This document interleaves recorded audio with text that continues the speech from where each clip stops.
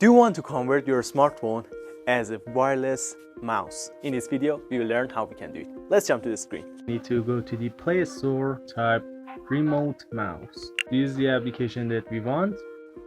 We need to press on install. Okay, the application installed successfully. Okay, we install remote mouse on our phone and we need to install it on our computer.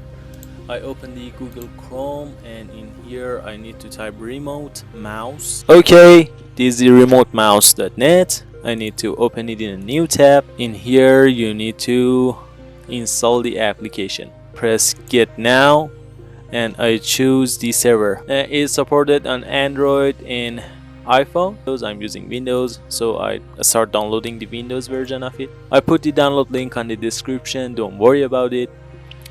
The language English, okay. Press next, again next, and wait until the installation finished. Okay, I press on the finish. Okay, the remote mouse is enabled. When you press on here, press on this arrow and click on it. This is the remote mouse app.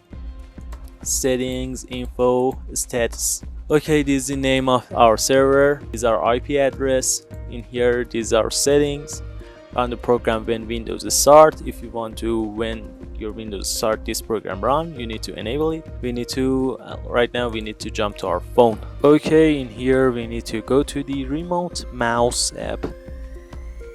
You need to scroll and press on OK. I got it. Your phone and your PC remote desktop needs to connect into the same Wi-Fi. There's a note of that. Okay, it detects my computer. I click on it. In here I press on desktop. Okay, right now the application is fully running for us. Tap left click, one finger, force touch is right click. Okay, right now we are on the application and it is the tutorial of that. If you want, you can fully watch them. Okay, all done.